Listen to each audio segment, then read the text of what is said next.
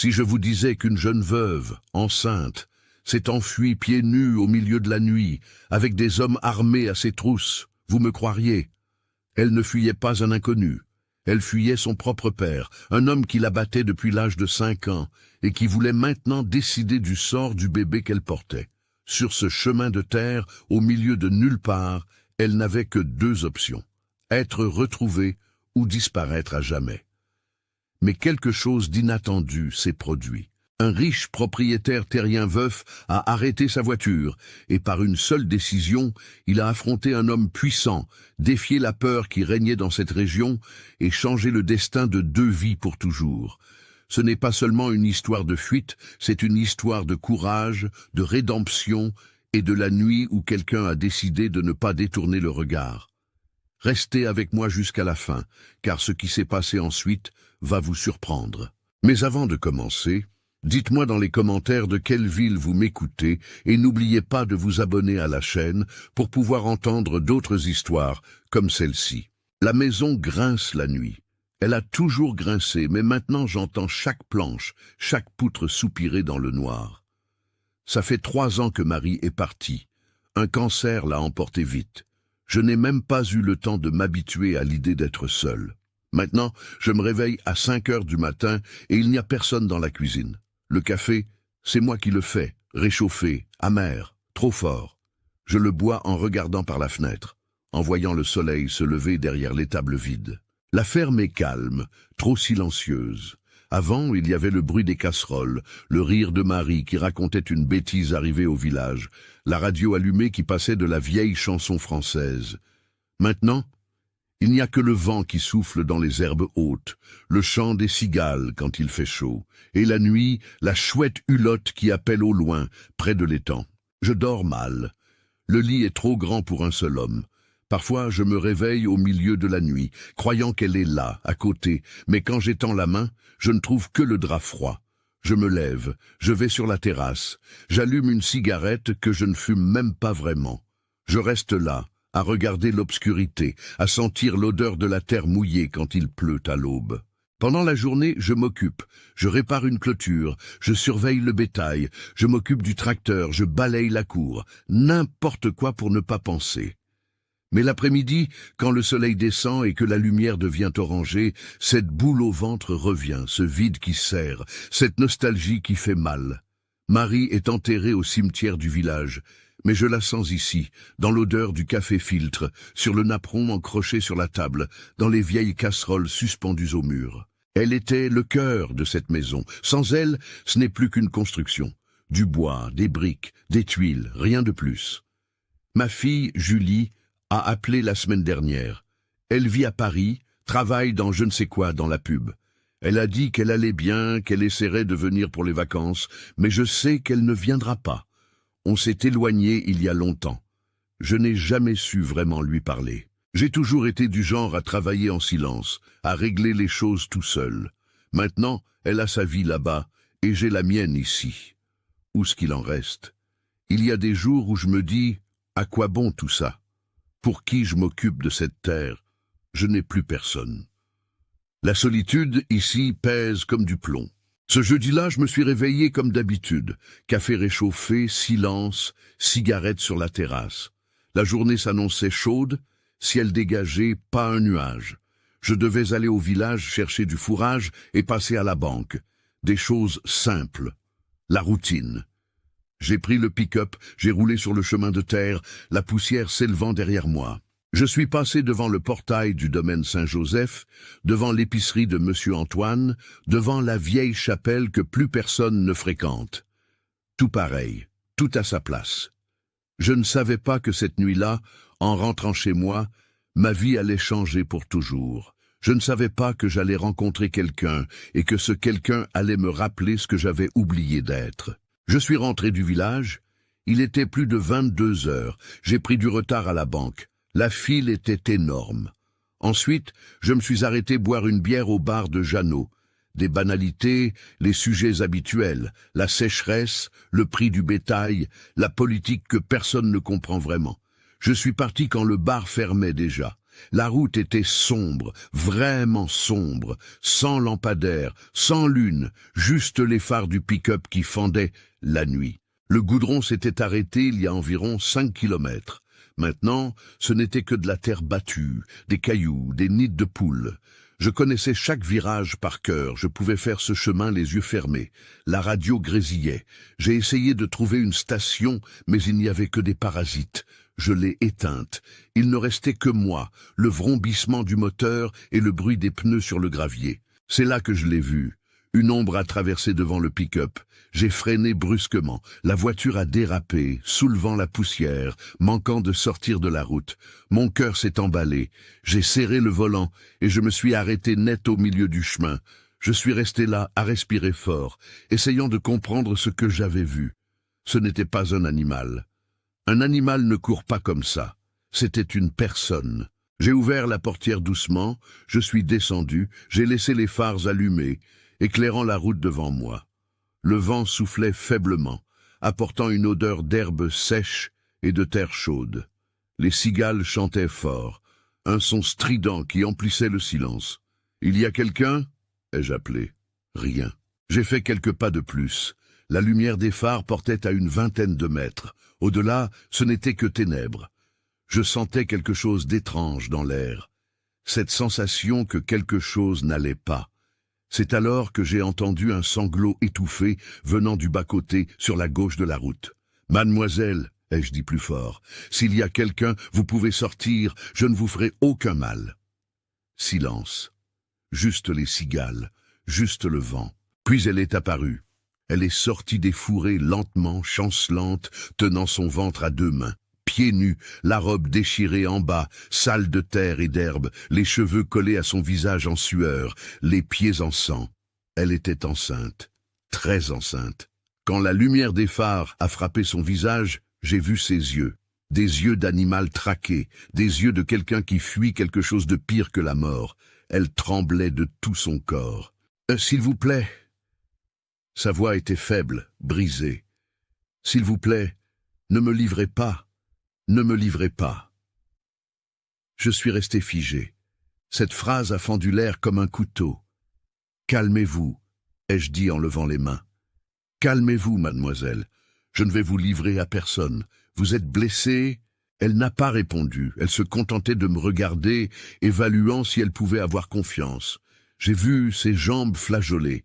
J'ai couru et je l'ai rattrapée avant qu'elle ne tombe. Elle était légère, trop légère. On devinait ses os sous ses bras fins. Sa peau était glacée malgré la chaleur de la nuit. « Vous avez besoin d'aide » ai-je dit. « Il faut aller à l'hôpital. »« Non » a-t-elle crié avec une force qu'elle ne semblait pas avoir. « Vous ne pouvez pas m'emmener au village. Ils vont me trouver. »« Ils » Mon estomac s'est noué. « Qui va vous trouver ?» Elle s'est mise à pleurer. Un pleur bas, étouffé, plein de désespoir. « Mon père, il va me tuer. Il va me prendre mon enfant. » Un frisson m'a parcouru l'échine. J'ai regardé autour de moi, la route déserte, les bas-côtés sombres. Soudain, cet endroit m'a paru dangereux. Exposé. « Vous saignez » ai-je demandé en regardant ses pieds. « Je vais vous emmener chez moi. Là-bas, vous serez en sécurité. Après, on verra ce qu'on fait. » Elle m'a fixé, ses yeux pleins de larmes, mais aussi pleins de peur. Peur de faire confiance, peur de se tromper encore. « Je vous le jure » ai-je dit en la regardant droit dans les yeux. « Personne ne posera la main sur vous tant que je serai en vie. » Je ne sais pas d'où sont sortis ces mots. Ils sont sortis, et j'ai senti qu'ils étaient vrais. Elle a hoché faiblement la tête et m'a laissé l'aider à monter dans le pick-up. J'ai fermé la portière, j'ai fait le tour, je suis monté de l'autre côté. Avant de démarrer, je l'ai regardée. Elle était recroquevillée sur le siège, serrant son ventre tremblante. J'ai enlevé ma veste et je l'ai posée sur ses épaules. « Comment vous appelez-vous » ai-je demandé. Elle a mis du temps à répondre. Quand elle a parlé, sa voix n'était qu'un filet. « Marine. »« Je suis Valentin, mais tout le monde m'appelle Val. » Elle n'a rien dit de plus. Elle a juste fermé les yeux, épuisée. J'ai démarré le moteur Et j'ai continué sur la route, plus lentement maintenant, regardant dans le rétroviseur chaque minute, cherchant des phares, cherchant des poursuivants. La nuit est devenue plus sombre, et je savais au fond de moi que ma vie venait de changer. Je ne savais pas encore dans quel pétrin je m'étais mis, mais je m'en fichais. Nous sommes arrivés à la ferme vers minuit. La maison était sombre, silencieuse, seulement le bruit des grillons et du vent dans les arbres. J'ai aidé Marine à descendre du pick-up. Elle tenait à peine debout, ses pieds étaient enflés, violets, avec des coupures profondes. « Je vous emmène à l'intérieur », ai-je dit. « Il faut nettoyer ses plaies. » Elle n'a pas répondu, elle s'est juste appuyée sur moi, lourde de fatigue. Nous sommes entrés par la cuisine. J'ai allumé la lumière. Tout était comme je l'avais laissé le matin. La tasse de café dans l'évier, le torchon accroché, la vieille table en bois au centre. Marine a regardé autour d'elle avec des yeux écarquillés, comme si elle entrait dans un lieu sacré. « Asseyez-vous là », ai-je indiqué en montrant une chaise. « Je vais chercher de l'eau chaude et un linge propre. » Je suis allé à la salle de bain, j'ai pris une bassine, je l'ai remplie d'eau tiède, j'ai apporté du savon, de l'alcool, des compresses. Quand je suis revenu, elle était dans la même position, immobile, regardant ses propres mains sales de terre. Je me suis agenouillé devant elle et j'ai posé la bassine par terre. Laissez-moi voir ses pieds. Elle a hésité, m'a regardé avec cette peur dans les yeux. Peur de faire confiance, peur de se livrer, peur que quelque chose de mal arrive au moment où elle baisserait la garde. « Je ne vais pas vous faire de mal », ai-je dit calmement. « Vous pouvez avoir confiance. » Lentement, elle a tendu la jambe. J'ai pris son pied avec précaution. Je l'ai plongé dans l'eau tiède. Elle a frissonné. « Ça fait mal ?»« Non. » Sa voix était basse. « C'est chaud. Ça fait longtemps que je n'ai rien senti de chaud. Rien de bon. » Ça m'a serré le cœur. J'ai lavé son pied droit avec soin, enlevant la terre, le sang séché, les épines plantées. Elle est restée silencieuse, à me regarder faire. Quand j'ai eu fini, j'ai fait de même avec l'autre pied. « Ça va piquer un peu », ai-je prévenu en prenant l'alcool. Elle a mordu sa lèvre et a tenu bon. Elle n'a même pas gémi. J'ai passé une compresse, j'ai bandé ses deux pieds avec un linge propre que j'avais. Ce n'était pas un pansement d'hôpital, mais ça ferait l'affaire. Je me suis relevé et je me suis lavé les mains dans l'évier. « Vous devez avoir faim. »« Non, » a-t-elle dit rapidement, « je ne veux pas déranger. »« Ce n'est pas un dérangement. C'était quand, la dernière fois que vous avez mangé ?» Elle est restée silencieuse. Réponse suffisante. J'ai ouvert le frigo. Il y avait des restes de riz, de haricots, un morceau de rôti. J'ai tout réchauffé sur la cuisinière, j'ai mis dans une assiette, je l'ai apporté sur la table. Manger. Marine a regardé la nourriture comme si c'était quelque chose d'étrange. Pour moi, c'était juste de la nourriture. Pour elle, ça semblait être autre chose, de l'attention, de la gentillesse, des choses qu'elle ne recevait plus depuis longtemps. Elle a pris la fourchette lentement et a commencé à manger. De petites bouchées, en mâchant doucement, comme si elle avait peur que l'assiette disparaisse. Je suis resté là, à la regarder manger, et j'ai senti quelque chose se serrer dans ma poitrine. De la colère. De la colère contre celui qui lui avait fait ça. Quand elle a terminé, elle a poussé l'assiette et m'a regardé. Merci. Pas besoin de remercier.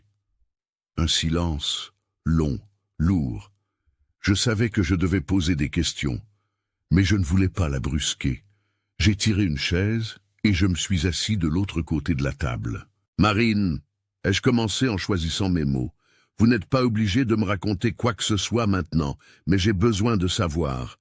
Est-ce que quelqu'un vous cherche ?» Elle a baissé la tête. « Oui. »« Votre père ?» Elle a acquiescé sans lever les yeux. « Et d'autres gens. Des hommes qui travaillent pour lui. Ils vont retourner toute la région jusqu'à ce qu'ils me trouvent. »« Pourquoi ?» ai-je demandé. « Pourquoi veut-il vous retrouver ?» Marine a pris une profonde inspiration. Ses mains tremblaient sur la table. « Parce que je suis sa propriété. » Sa voix était amère, brisée. « Je l'ai toujours été, depuis toute petite. Il ne m'a jamais laissé être autre chose que ça. Et maintenant ? Maintenant, il veut me vendre. » J'ai senti mon sang se glacer. Me vendre, me marier à un riche propriétaire, un homme vieux, violent, qui veut une jeune femme à contrôler. Mon père a des dettes. Je suis la monnaie d'échange. Elle a relevé la tête et m'a regardé dans les yeux. Pour la première fois, je n'ai pas vu que de la peur, j'ai vu de la colère aussi. Et ils veulent que je me débarrasse de mon fils. Ils ont dit que le bébé ne pouvait pas naître, que ça compliquait l'affaire. Sa main s'est posée sur son ventre protectrice. Ses yeux se sont remplis de larmes.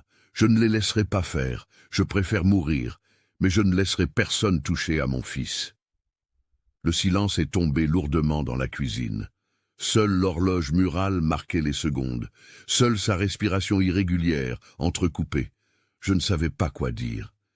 Il n'y avait pas de mots pour une horreur de cette ampleur. Vous êtes en sécurité ici, et tout ce que j'ai réussi à dire. Personne ne vous trouvera, et personne ne vous touchera, ni vous, ni votre bébé. Je vous le promets. Elle m'a regardé avec ses yeux fatigués, méfiants, mais aussi pleins d'un espoir fragile, comme si elle voulait y croire, mais n'y parvenait pas. « Pourquoi faites-vous ça ?» a-t-elle demandé. « Vous ne me connaissez même pas. » J'ai réfléchi à la réponse.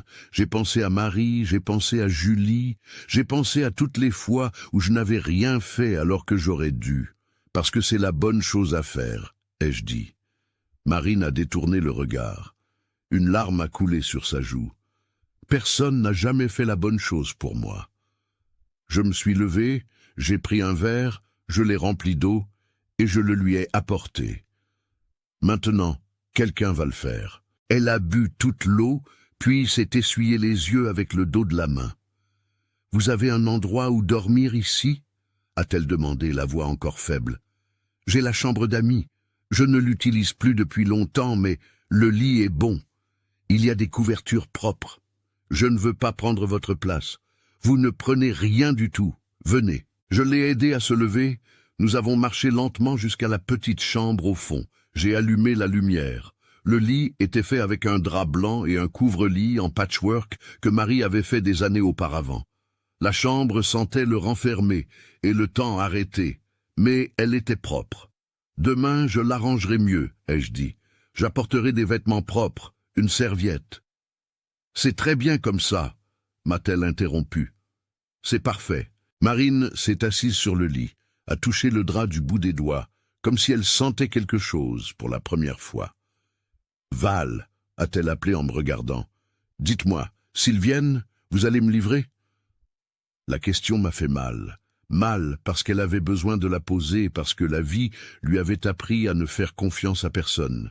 « Non, » ai-je répondu fermement. « Je ne vous livrerai pas, même si l'enfer tout entier se présentait à ma porte. » Elle a fermé les yeux et pour la première fois cette nuit-là, ses épaules se sont détendues. « Reposez-vous, » ai-je dit en me dirigeant vers la porte. « Si vous avez besoin de quoi que ce soit, je suis dans la chambre à côté. » Val.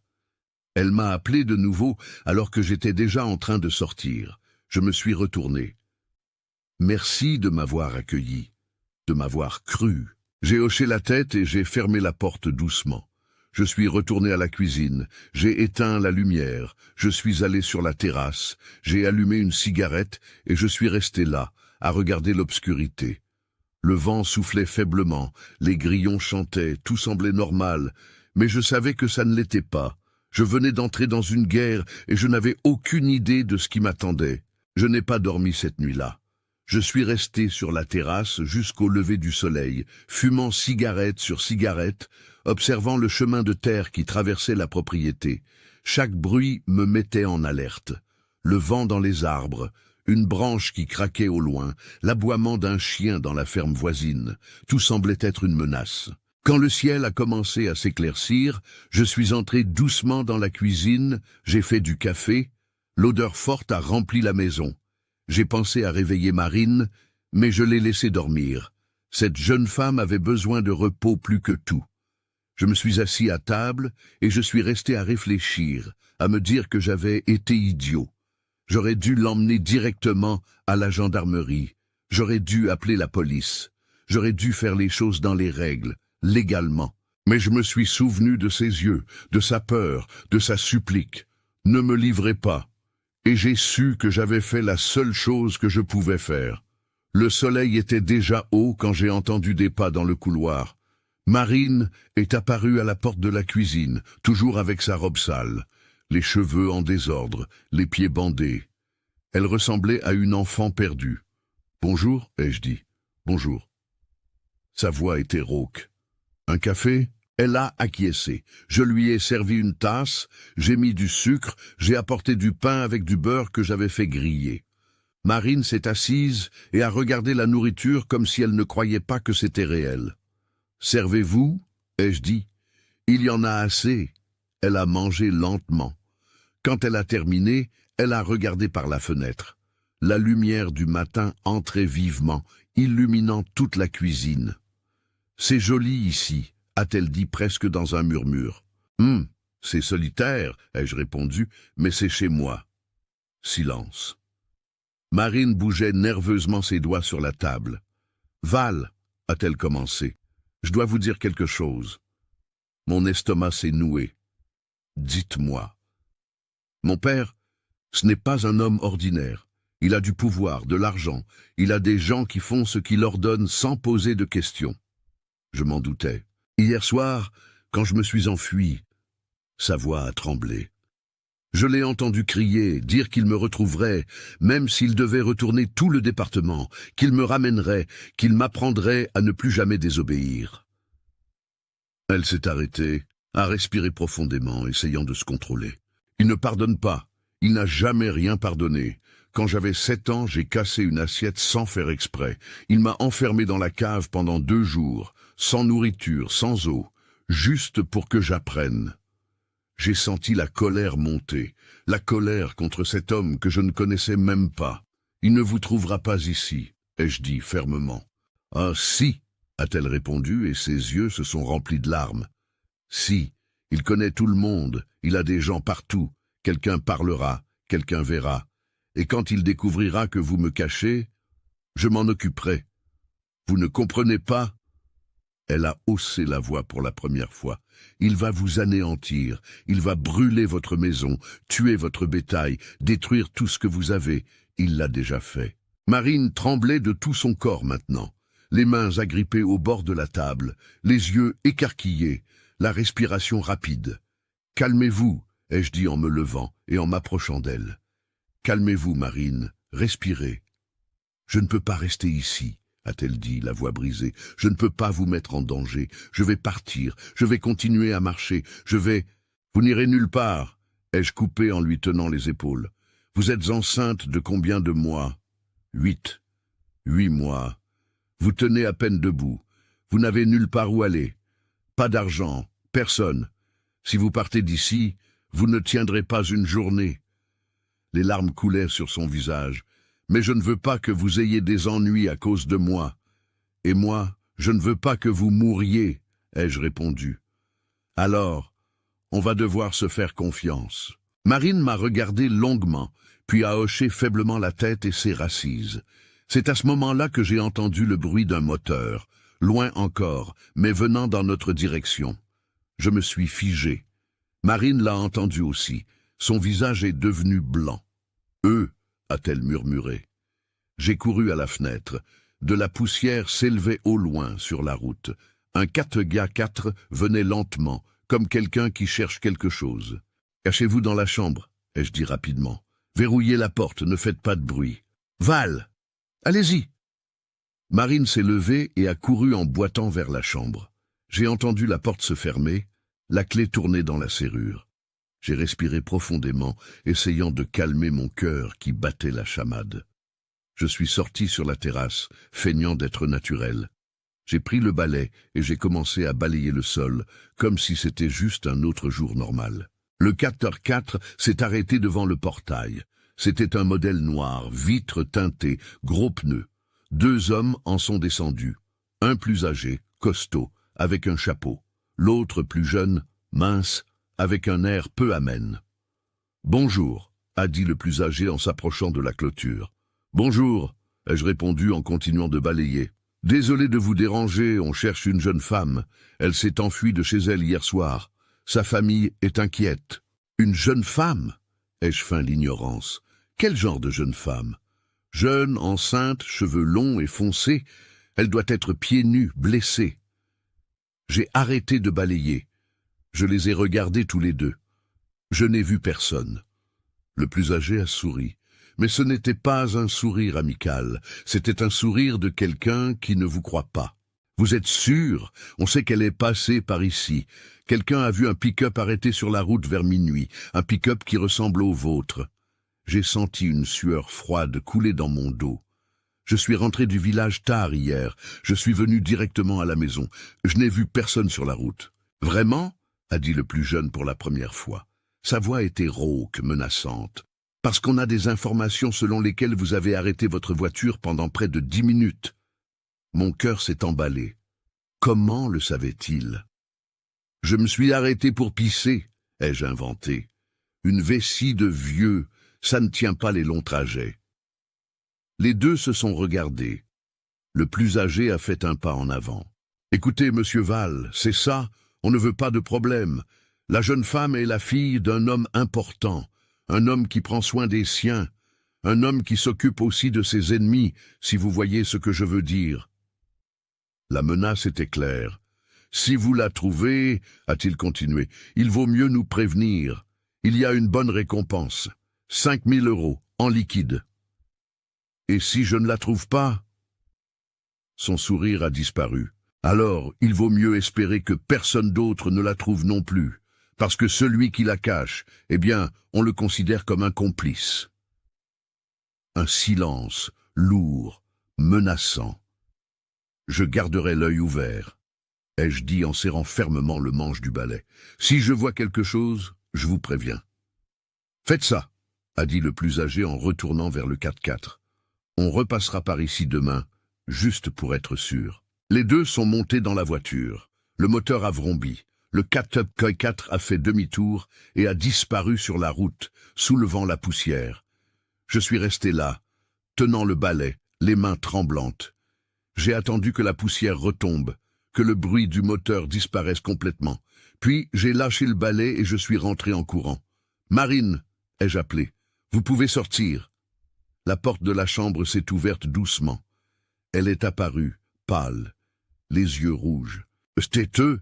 Qu'est-ce qu'ils ont dit ?» J'ai hésité. Je ne voulais pas l'effrayer plus qu'elle ne l'était déjà, mais mentir ne servirait à rien. Ils ont dit qu'ils savent que je me suis arrêté sur la route hier. Ils ont dit qu'ils reviendraient demain. Marine a chancelé. Je l'ai rattrapée avant qu'elle ne tombe. Je le savais, a-t-elle pleuré. Je savais que ça arriverait. Val, vous devez me livrer. Vous devez vous sauver. Non, ai-je dit fermement, je ne vous livrerai pas. Mais ils vont revenir, ils vont fouiller la maison, ils vont... Alors on part d'ici. Elle m'a regardé, confuse. Quoi? On part, ai-je répété. Aujourd'hui même. Je vais vous emmener dans un endroit sûr, loin d'ici, où votre père ne pourra pas vous trouver. Mais où? J'ai réfléchi vite. J'ai pensé à tout ce que je savais, à tous les endroits que je connaissais. J'ai un cousin en Dordogne. Il vit à la campagne, très loin. Il a une petite ferme isolée. Personne ne le connaît ici. On restera là-bas jusqu'à la naissance du bébé. Après, on verra. Marine a secoué la tête. C'est trop loin. Je ne tiendrai pas le voyage. Et si le bébé naît en chemin? On s'arrêtera dans un hôpital. Ils chercheront dans les hôpitaux. Val, vous ne comprenez pas. Mon père a des contacts partout. Des gens dans la police, des gens dans les hôpitaux, des gens... Assez, ai-je crié. Marine s'est arrêtée, me regardant, effrayée. J'ai respiré profondément, j'ai essayé de me calmer. Pardon, ai-je dit plus bas. Pardon, je ne voulais pas crier. Mais vous devez me faire confiance. Je sais que c'est dangereux, je sais que ça peut mal tourner.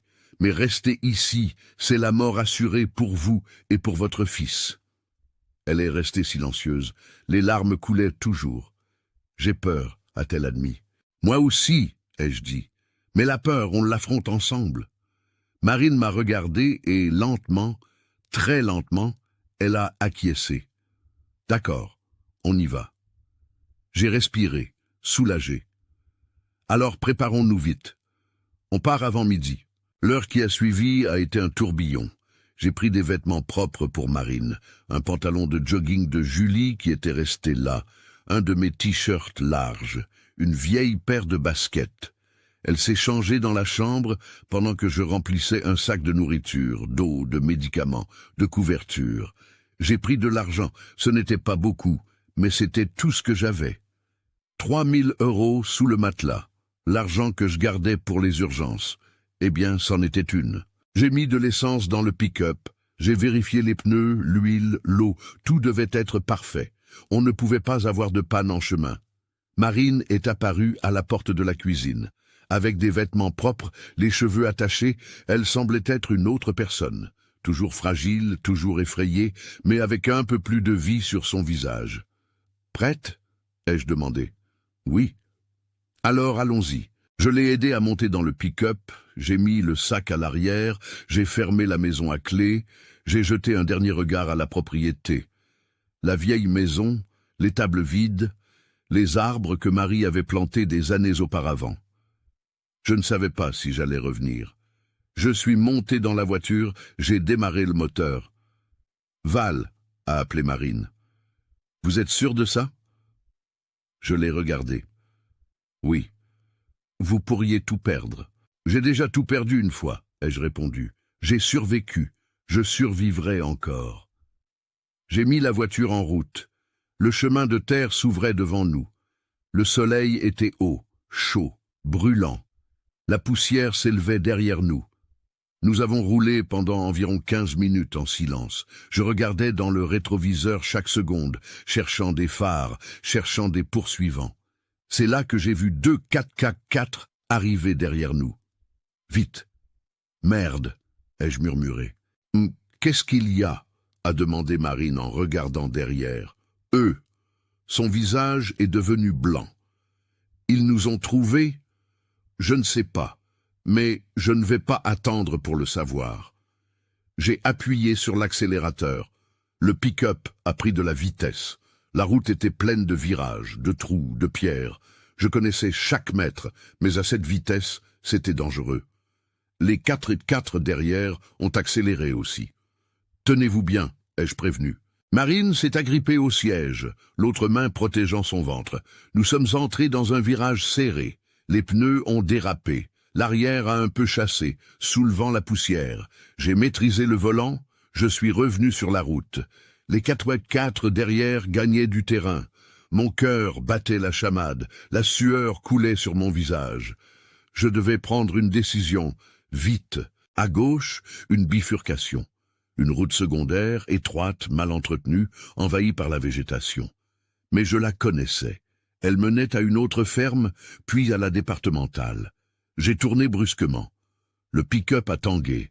Marine a crié. « Pardon !» ai-je crié. « Tenez bon !» La route était horrible. Des nids de poules profonds, de grosses pierres, des branches qui frappaient les côtés, mais les 4x4 derrière étaient trop gros. Ils n'arrivaient pas à manœuvrer correctement. Nous avons pris de la distance.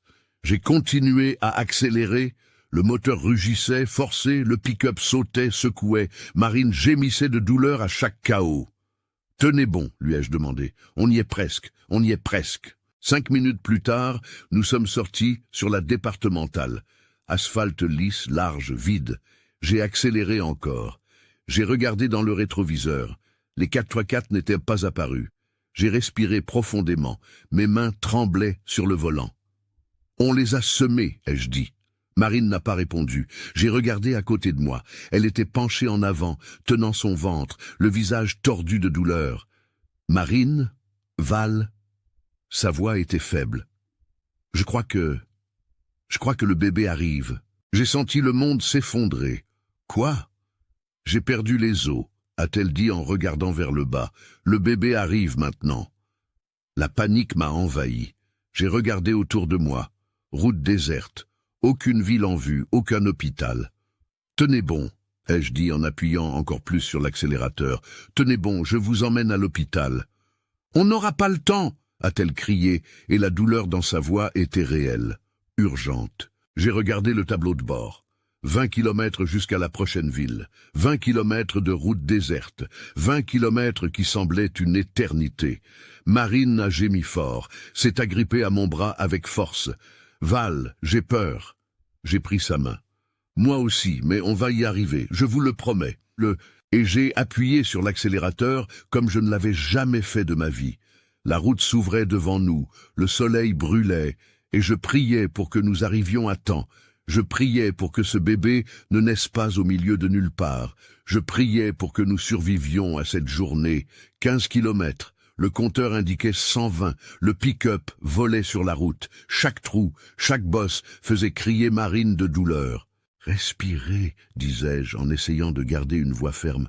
Respirez profondément, comme ils montrent à la télévision. » Je n'y arrive pas, haletait-elle, le visage rouge en sueur. « Ça fait trop mal, Val, trop mal. » Les contractions venaient vite, trop vite. Je n'y connaissais rien en accouchement, mais je savais que ce n'était pas normal. Le bébé était pressé. 10 kilomètres. J'ai de nouveau regardé dans le rétroviseur. Rien. La route derrière était vide, mais je ne me sentais pas en sécurité. Je sentais qu'à tout moment, ces 4x4 pouvaient réapparaître. Val. Marine m'a tiré par la chemise. Arrêtez la voiture. Quoi? Non, on y est presque. Arrêtez la voiture, a-t-elle crié avec une force qu'elle ne semblait pas avoir. Je ne vais pas pouvoir retenir. Le bébé arrive maintenant. Je l'ai regardé. La panique dans ses yeux était réelle. Elle le savait, son corps le savait. J'ai freiné. Le pick-up a dérapé sur l'accotement, soulevant le gravier, s'arrêtant de travers au bord de la route. « Aidez-moi à descendre », a-t-elle demandé en ouvrant déjà la portière. « Marine, vous ne pouvez pas descendre, il faut rester allongé, il faut... »« Val !» a-t-elle crié. « Aidez-moi !» Je suis descendu en courant. J'ai fait le tour, je l'ai soutenu. Les jambes de Marine tenaient à peine son propre poids. Je l'ai aidé à s'asseoir par terre, là, sur l'herbe sèche de l'accotement. J'ai pris la couverture qui était sur la banquette arrière et je l'ai étendue. « Allongez-vous là », ai-je dit, la voix tremblante. Elle s'est allongée. Elle respirait vite, de manière saccadée. Ses mains agrippaient son ventre. J'ai regardé autour de moi. Route vide des deux côtés, végétation dense, soleil de plomb. Aucune voiture ne passait. Nous étions seuls, complètement seuls. Val. Sa voix était faible. Maintenant, j'ai peur. Je me suis agenouillé à côté d'elle. Je lui ai pris la main. Moi aussi. Mais on va faire ça ensemble. Vous savez comment faire un accouchement? Non? Alors comment on va faire? On va découvrir, ai-je coupé, essayant de paraître confiant. Des milliers de femmes l'ont déjà fait. Vous aussi, vous y arriverez. Une autre contraction. Marine a cambré le dos, a crié, un cri qui a fendu le silence de la route comme un couteau. J'ai sorti mon téléphone de ma poche. Pas de réseau, bien sûr qu'il n'y avait pas de réseau. Nous étions au milieu de nulle part. « Enlevez votre pantalon », ai-je dit. « Il faut que je voie ce qui se passe. » Marine a obéi, les mains tremblantes. Je l'ai aidée.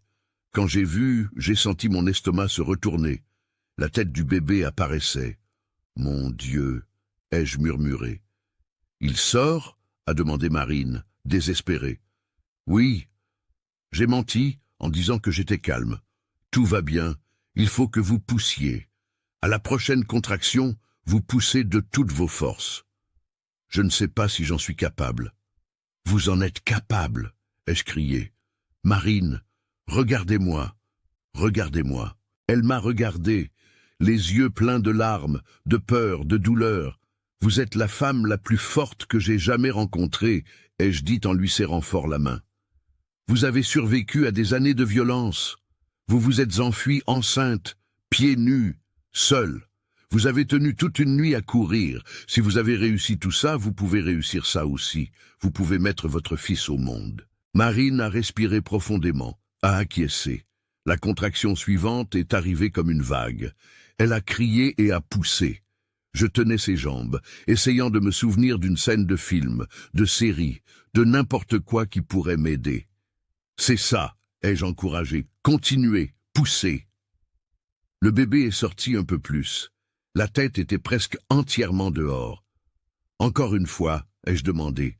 Juste une de plus. Marine a gémi, épuisée, mais a obéi. À la contraction suivante, elle a poussé de toutes ses forces et le bébé est sorti. D'un seul coup, il a glissé dans mes mains, petit, mouillé, violet. Il ne pleurait pas. Mon cœur s'est arrêté. Pourquoi Val? Marine a relevé la tête, essayant de voir. Pourquoi il ne pleure pas? Pourquoi il ne pleure pas? J'ai tenu le bébé avec précaution. Il était mou, sans réaction. Je l'ai retourné, le ventre sur la paume de ma main. J'ai tapoté doucement son dos. Rien. « Val !» a crié Marine. J'ai tapoté de nouveau, plus fort. Rien. La panique m'a envahi. Ce n'était pas possible. Après tout ça, après tant de souffrance, ce bébé ne pouvait pas mourir. J'ai mis ma bouche sur son nez, et sa bouche minuscule. J'ai soufflé doucement, comme je l'avais vu faire une fois dans un cours de secourisme des années auparavant. Rien. J'ai soufflé de nouveau. Et puis, un faible gémissement. Puis, plus fort. Et le cri. Le plus beau cri que j'ai jamais entendu de ma vie.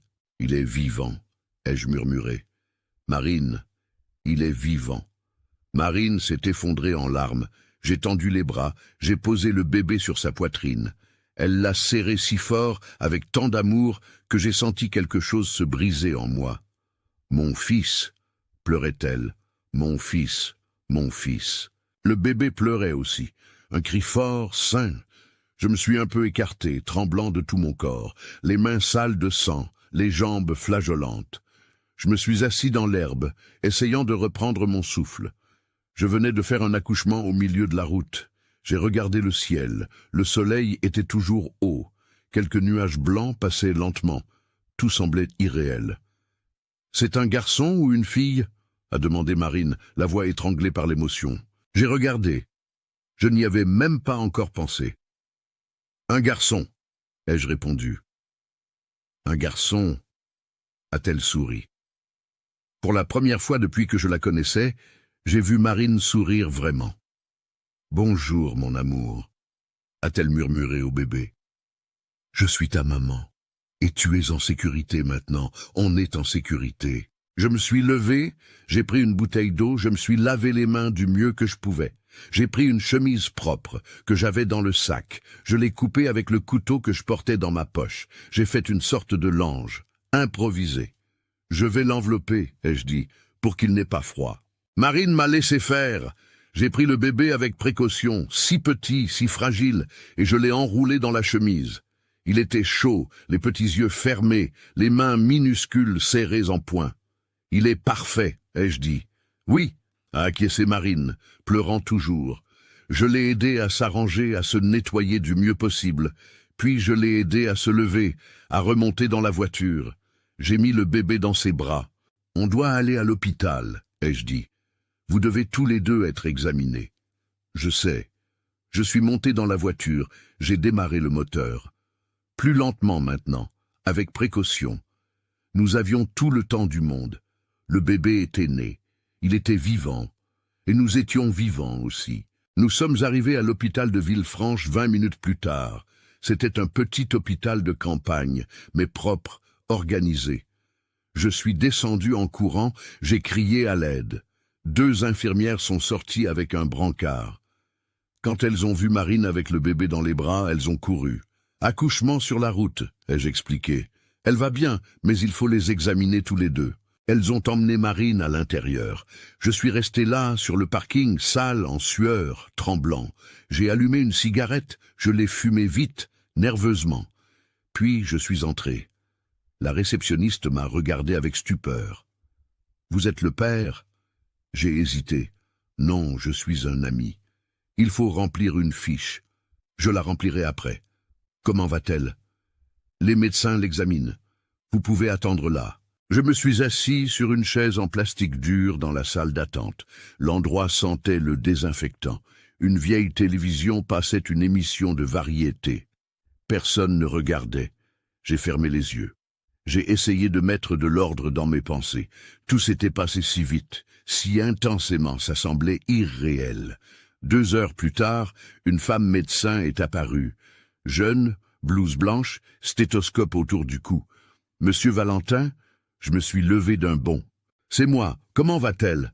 Et le bébé? Ils vont bien. Ils sont tous les deux stables. Marine a perdu pas mal de sang, mais rien de critique. Le bébé est né en pleine forme, malgré les circonstances. 3,2 kilos, en bonne santé. J'ai respiré, soulagé. Je peux la voir. Oui, elle a demandé à vous voir. J'ai suivi la médecin dans les couloirs blancs. Nous sommes entrés dans une petite chambre. Marine était allongée dans le lit, pâle, mais éveillée. Le bébé dormait dans un berceau à côté. « Salut » a-t-elle dit en me voyant. « Salut » ai-je répondu en m'approchant. « Comment tu vas » Fatiguée, endolorie, mais heureuse. J'ai regardé le bébé dormir, si petit, si innocent. « Il est magnifique » ai-je dit. « Oui » a acquiescé Marine. « Val, vous nous avez sauvés. Vous avez sauvé ma vie et la vie de mon fils. C'est vous qui vous êtes sauvée, ai-je répondu. C'est vous qui avez été forte. » Silence. Juste le bip faible du moniteur à côté du lit. « La médecin a posé des questions, » a dit Marine, sa voix devenant tendue. Elle a demandé d'où je venais, qui est le père du bébé, pourquoi j'étais sur la route. Je ne savais pas quoi dire. J'ai senti mon estomac se nouer. Bien sûr, l'hôpital devait poser des questions, il y avait des protocoles, et les questions menaient à des registres, et les registres pouvaient être tracés. Qu'est-ce que tu as dit? Que j'étais en voyage, que le bébé était arrivé plus tôt que prévu, que vous m'aviez amené. Elle a cru. Marine a haussé les épaules. Je ne sais pas. Mais elle a dit qu'il faut faire la déclaration de naissance. Il faut enregistrer le nom de la mère, du père, la date, le lieu de naissance. Il y a de la paperasse, de la bureaucratie. Et la bureaucratie laissait des traces. Combien de temps ils veulent que tu restes ici? 2 jours. En observation.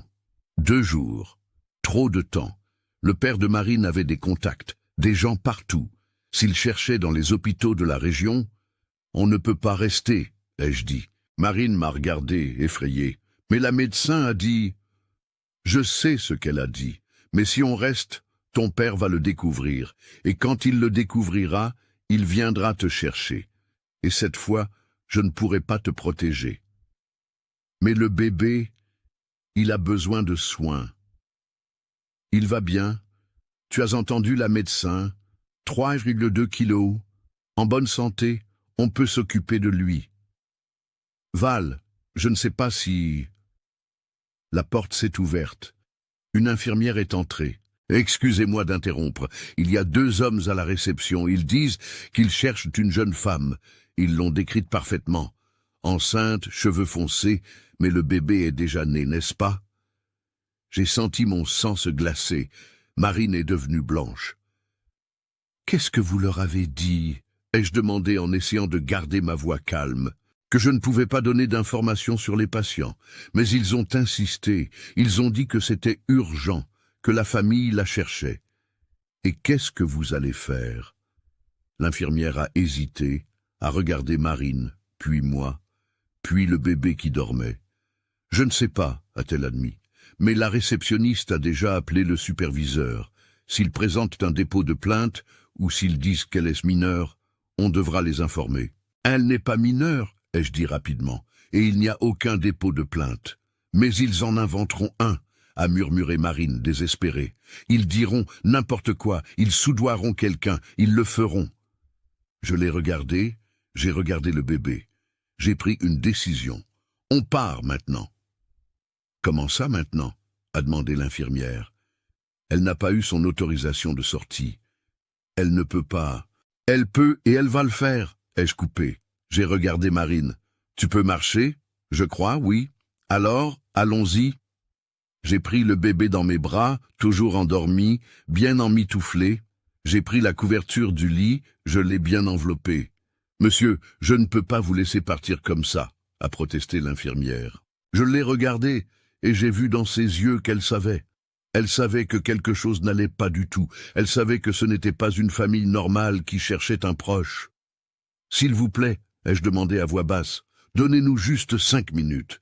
5 minutes avant de dire qu'on est parti. Elle m'a fixé un long moment. « Il y a une sortie de service », a-t-elle dit finalement. « Par la cuisine. Personne ne vous verra. »« Merci », ai-je murmuré. J'ai aidé Marine à se lever. Elle a gémi de douleur, mais a tenu bon. Elle a mis son pantalon, ses chaussures. L'infirmière est allée à la porte, a regardé dans le couloir. « C'est libre. Allez-y maintenant, vite. » Nous sommes sortis de la chambre. Marine boitait, s'appuyant sur moi. Le bébé dormait toujours dans mes bras. Nous avons suivi le couloir, traversé la cuisine, où des cuisinières nous ont regardés avec étonnement. Nous sommes sortis par la porte de service. Le pick-up était garé de l'autre côté. Nous avons couru, ou essayé de courir, traversant le petit jardin jusqu'à la rue latérale. J'ai mis Marine sur le siège. J'ai mis le bébé dans ses bras. Je suis monté. J'ai démarré le moteur. Et quand j'ai regardé dans le rétroviseur, j'ai vu les 2 4x4 noirs entrer sur le parking de l'hôpital. « Baisse-toi » ai-je ordonné. Marine s'est baissée sur le siège, protégeant le bébé. Je suis parti doucement par une autre rue, sans attirer l'attention. J'ai tourné au coin, puis à un autre, encore un autre. Quand j'ai regardé de nouveau, l'hôpital avait disparu derrière nous. « On a réussi » a murmuré Marine, toujours baissée. « Pour l'instant » ai-je répondu. J'ai repris la route, sans destination précise maintenant, juste loin. Loin d'ici, loin de ces hommes, loin du père de Marine. Le bébé s'est réveillé et a commencé à pleurer. Un petit pleur, plaintif. « Il a faim » a dit Marine. « On s'arrêtera bientôt dans un endroit sûr. » Est-ce qu'il existe un endroit sûr? Je l'ai regardé dans le rétroviseur. J'ai regardé le bébé qui pleurait. J'ai regardé la route déserte devant moi. « On en trouvera un » ai-je promis, même si je dois le créer moi-même. Et j'ai continué à conduire tandis que le soleil commençait à descendre à l'horizon, teintant le ciel d'orange et de rouge, conduisant vers nulle part, conduisant vers n'importe quel endroit qui n'était pas ici. J'ai conduit pendant 3 heures sans m'arrêter. La nuit est tombée vite comme toujours à la campagne. 1 minute il faisait jour, la suivante c'était l'obscurité complète, seulement les phares du pick-up éclairant la route déserte. Marine allaitait le bébé sur le siège à côté. Elle avait improvisé une façon de le tenir, le protégeant avec ses bras. Le petit garçon tétait avec faim, faisant de petits bruits. De temps en temps, Marine gémissait de douleur, son corps encore endolori par l'accouchement. « Tu dois te reposer, ai-je dit. Tu viens d'avoir un bébé. »« Je sais, » a-t-elle répondu, fatiguée. « Mais on ne peut pas s'arrêter maintenant. » Elle avait raison. Chaque minute d'arrêt était une minute de plus pour être retrouvée. J'ai pris mon téléphone. Toujours pas de réseau. Nous étions au milieu de nulle part, loin de tout, loin de tous. J'ai pensé à mon cousin en Dordogne. J'ai pensé à l'appeler, à lui demander de l'aide, mais je n'avais aucun moyen. Et même si j'en avais eu, je ne savais pas si c'était sûr. Je ne savais pas qui le père de Marine connaissait, qui il avait dans sa poche. « Val !» a appelé Marine doucement. « On ne peut pas vivre en fuyant éternellement. »« Je sais. Alors qu'est-ce qu'on va faire ?» Bonne question. La question qui me martelait la tête depuis que nous avions quitté l'hôpital. « On a besoin d'aide, » ai-je dit. « De la vraie aide, de la police, de la justice. »« Mon père a des gens dans la police, » a rappelé Marine. « Il a des commissaires dans sa poche, des juges, des procureurs. »« Pas tous, » ai-je répondu. « Il doit bien y avoir quelqu'un d'honnête, quelqu'un qui fait ce qu'il faut. » Silence. Juste le vrombissement du moteur, juste le bébé qui tétait. « Je connais quelqu'un, » a dit Marine lentement. « Une avocate. Elle a travaillé sur une affaire là-bas dans la région. Elle a aidé une femme qui se faisait battre par son mari. Elle a affronté tout le monde, même les puissants. Tu lui fais confiance ? Je crois, oui. Elle avait l'air sincère. Elle avait l'air de vraiment s'en soucier. Tu te souviens de son nom ? Maître Hélène. Hélène Chevalier. Son cabinet est à Bordeaux. Bordeaux. Loin, mais pas si loin. À environ 6 heures de là. On va y aller, ai-je décidé. Demain matin, on la cherchera. Et si elle ne veut pas nous aider, elle voudra, ai-je dit avec une conviction que je ne savais même pas d'où elle venait. Elle voudra parce que c'est la bonne chose à faire. Nous nous sommes arrêtés dans un petit village appelé Pont-de-Roche. Il y avait une vieille station-service, un snack-bar fermé, 3 rues mal éclairées. J'ai trouvé une pension de bord de route, le genre d'endroit qui ne demande pas de papier, qui ne pose pas de questions. La propriétaire était une grosse dame en chaussons, avec un tablier sale. Elle nous a regardés avec méfiance. « Une chambre pour combien ? » « 2 adultes et un bébé, ai-je répondu. Elle a regardé Marine, tenant le nouveau-né. Elle m'a regardé, a fait un calcul dans sa tête. 50 €. J'ai payé. Elle m'a tendu une clé rouillée. Chambre 3, au fond. La chambre était minuscule. Un lit double avec des draps douteux, un ventilateur qui grinçait, une salle de bain avec une cabine de douche cassée. Mais c'était propre, et c'était sûr. J'ai aidé Marine à s'allonger. Elle était pâle, tremblante de fatigue. « Tu as besoin de manger quelque chose ?» ai-je demandé. « Je n'ai pas faim. »« Ça n'a pas d'importance. Tu dois te nourrir, pour toi et pour le bébé. » Je suis sorti, j'ai acheté du pain, du lait, du fromage et du jambon à la station-service. Je suis revenu, j'ai fait un sandwich simple. Marine a mangé lentement, sans appétit. Le bébé dormait, enveloppé dans une serviette. « Comment on va l'appeler ?» ai-je demandé. Marine a regardé son fils, a passé doucement la main sur son petit visage. « Michel, a-t-elle dit. J'ai toujours aimé ce nom. Ça veut dire « qui est comme Dieu, protecteur ». Michel, ai-je répété. C'est un joli nom. C'est le nom que mon mari et moi avions choisi, a-t-elle continué, la voix étranglée par l'émotion. Avant qu'il ne meure, il voulait un fils, il le voulait tellement. Et maintenant il est là, mais son père n'est pas là. Les larmes ont coulé sur son visage. Il le voit, ai-je dit en m'asseyant au bord du lit. D'où qu'il soit, il le voit. Et il est fier de toi, de la façon dont tu t'es battu, de ta force. Marine s'est essuyé les yeux.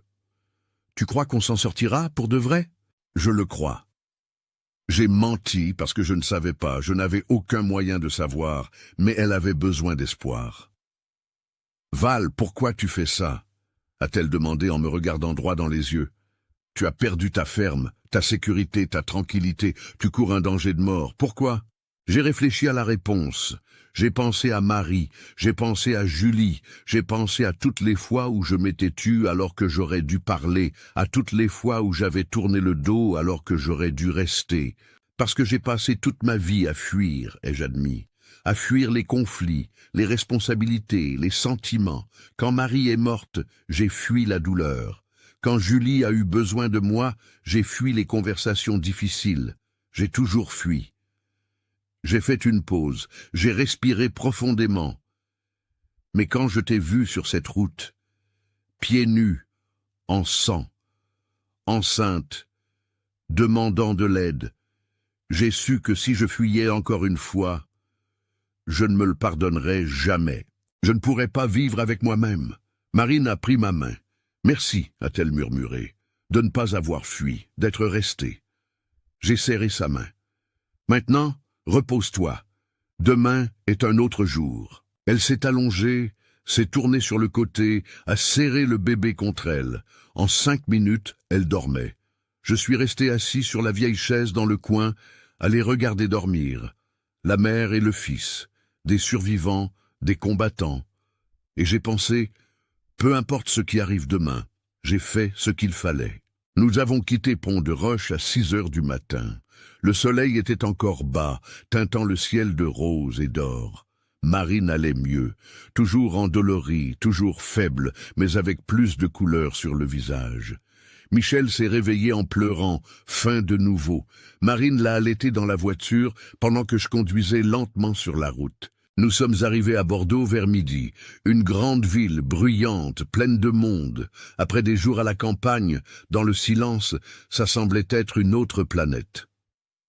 J'ai trouvé le cabinet de maître Chevalier dans un vieil immeuble de bureaux du centre-ville, au 3e étage. Nous avons pris l'ascenseur, Marine boitant, moi tenant le bébé. La réceptionniste était une jeune femme à lunettes. « Vous avez rendez-vous » ?« Non, ai-je répondu, mais c'est urgent. C'est pour une affaire de violence conjugale. » Elle a regardé Marine, a vu son état, a vu le nouveau-né. Je vais voir si elle peut vous recevoir. Elle a disparu derrière une porte. Elle est revenue 2 minutes plus tard. Elle va vous recevoir maintenant. Vous pouvez entrer. Le bureau était simple. Une table en bois, des étagères pleines de livres de droit, un vieil ordinateur. Derrière la table, une femme d'une 40aine d'années. Cheveux courts, lunettes de vue, regard ferme. « Asseyez-vous », a-t-elle indiqué en montrant les chaises. Nous nous sommes assis. Marine serrait fort le bébé. « Racontez-moi ce qui s'est passé », a demandé l'avocate. Et Marine a raconté. Elle a tout raconté, depuis son enfance, les agressions, le contrôle, le mariage forcé, la fuite, l'accouchement sur la route, les hommes à leur trousse. Maître Chevalier écoutait en silence, sans l'interrompre, prenant des notes. De temps en temps, son visage se contractait. Colère, dégoût, indignation. Quand Marine a terminé, l'avocate a enlevé ses lunettes, s'est frotté les yeux. « Vous connaissez le nom complet de votre père ?» a-t-elle demandé. Armand Fournier. L'avocate s'est arrêtée à regarder Marine. Le grand propriétaire? Oui. Celui qui a des terres dans 3 départements? Oui. Maître Chevalier a poussé un long soupir. Vous avez conscience de la taille du problème auquel nous allons faire face? Je sais, a répondu fermement Marine, mais je ne retournerai pas là-bas. Même si je dois passer le reste de ma vie à fuir, je n'y retournerai pas, et mon fils ne grandira pas près de cet homme. L'avocate l'a regardé, puis m'a regardé. Et vous, qui êtes-vous dans cette histoire? Quelqu'un qui n'aurait pas pu vivre avec lui-même s'il avait tourné le dos, ai-je répondu. Elle m'a fixé, puis, pour la première fois, elle a souri. D'accord, a-t-elle dit. Voilà ce qu'on va faire. Je vais demander une ordonnance de protection en urgence. Je vais déposer une plainte auprès du procureur de la République. Je vais demander une protection policière et je vais m'assurer que cet homme fasse l'objet d'une enquête. Il a des gens partout, a prévenu Marine. Des gens dans la police, dans la justice. Je sais, a coupé l'avocate, mais il y a aussi des gens bien, des gens qui veulent faire ce qu'il faut, et je vais trouver ces personnes. Elle a pris le téléphone, a composé un numéro. Allô, commissaire Martin, c'est Hélène. J'ai besoin de vous parler, c'est urgent. C'est à propos d'Armand Fournier. Pause. Oui, celui-là même. J'ai une victime ici, sa fille. Et j'ai des preuves de violence, de coercition, de séquestration. J'ai besoin d'une protection pour elle, maintenant. Autre pause. Compris. 40 minutes. Parfait. J'attends. Elle a raccroché, nous a regardés. Le commissaire Martin est un homme intègre. Il ne se laisse pas acheter. Il vient ici. Il va vous écouter. Il va ouvrir une enquête. Et si mon père découvre où je suis, il ne le découvrira pas. Pour l'instant, vous irez dans un foyer d'accueil, un endroit sûr, surveillé, confidentiel, jusqu'à ce que nous obtenions l'ordonnance de protection définitive. Marine m'a regardé. Et Val? Il est en danger aussi. L'avocate a acquiescé. Vrai. Monsieur Val, vous vous êtes impliqué dans une situation grave. Vous pourriez subir des représailles. Je sais. Voulez-vous déposer une main courante préventive, déclarer que vous avez été menacé? J'ai réfléchi. J'ai pensé à ma ferme, à mes affaires, à ma vie que j'avais laissée derrière moi. Non, ai-je répondu. Je veux juste être sûr qu'elle et le bébé iront bien. Je ferai tout mon possible, a promis l'avocate. Le commissaire Martin est arrivé une demi-heure plus tard. Un homme sérieux d'une 50aine d'années, uniforme impeccable. Il a écouté Marine, a posé des questions, a tout noté.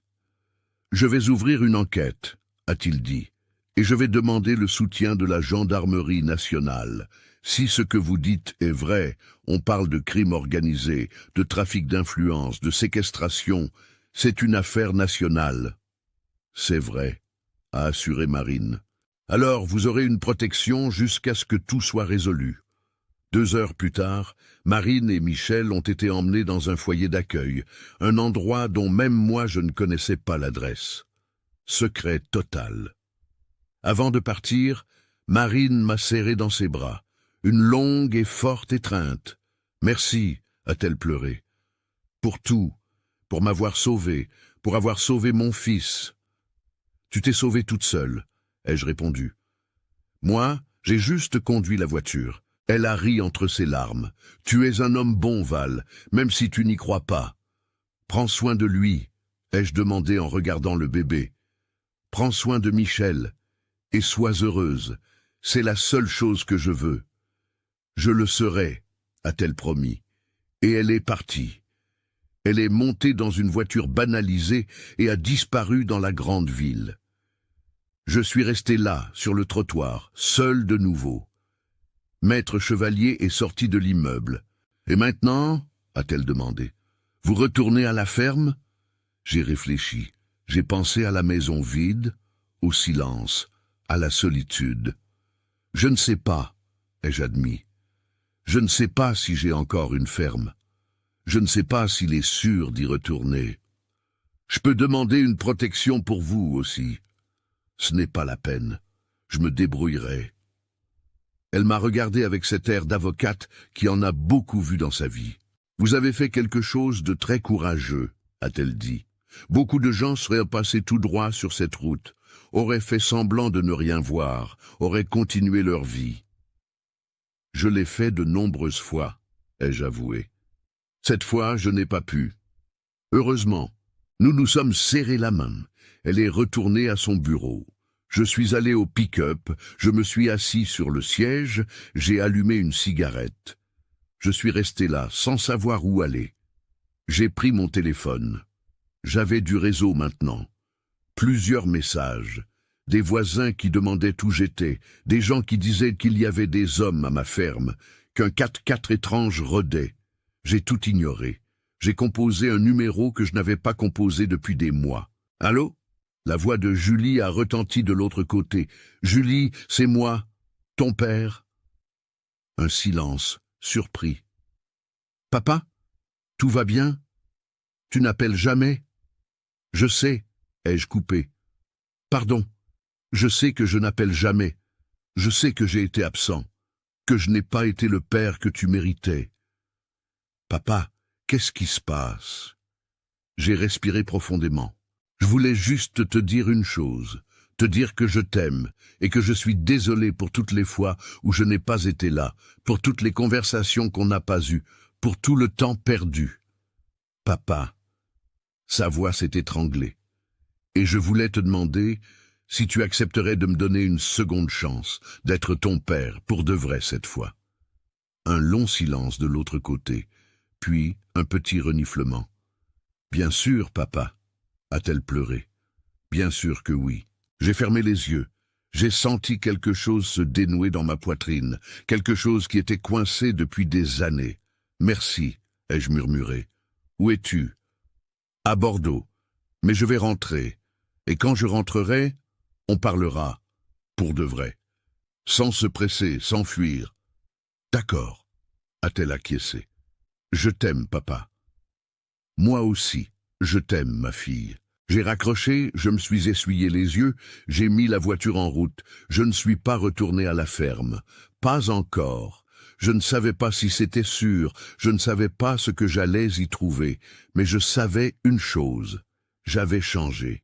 J'avais cessé d'être l'homme qui fuyait, l'homme qui tournait le dos, l'homme qui se cachait derrière le silence. J'étais devenu l'homme qui restait, qui affrontait, qui faisait ce qu'il fallait, même avec la peur au ventre. Et ça, personne ne pouvait me l'enlever. 6 mois plus tard, assis sur la terrasse de la ferme, la même terrasse que toujours, je buvais mon café en regardant le soleil se lever.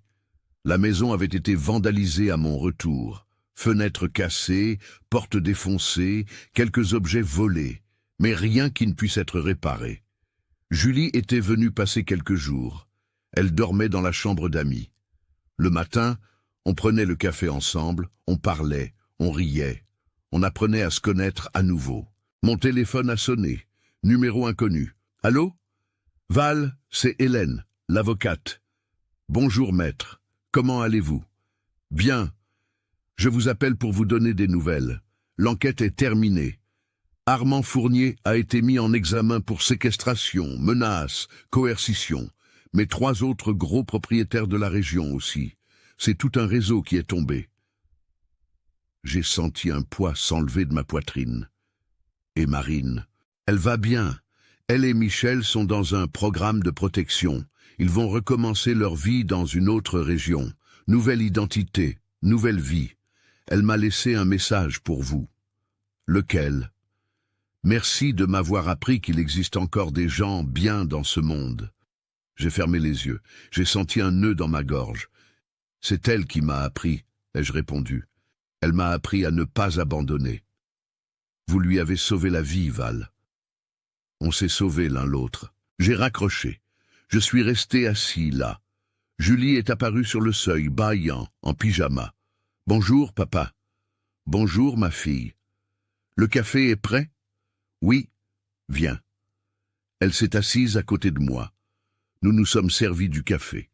Nous sommes restés là en silence, à regarder le soleil monter doucement, teintant le ciel d'orange. « Papa, » a-t-elle dit après un moment. « Oui. Tu as l'air différent. » « Différent comment? » « Je ne sais pas. Plus léger, plus présent. » J'ai souri. C'est parce que je le suis. Qu'est-ce qui s'est passé? J'ai pensé à lui raconter, à lui parler de Marine, de Michel, de la fuite, de l'accouchement sur la route, de tout. Mais je ne l'ai pas fait. Pas encore. Peut-être un jour, quand le moment sera venu. J'ai appris quelque chose, ai-je dit. J'ai appris qu'on peut passer sa vie entière à fuir. Fuir la douleur, les responsabilités, la vie.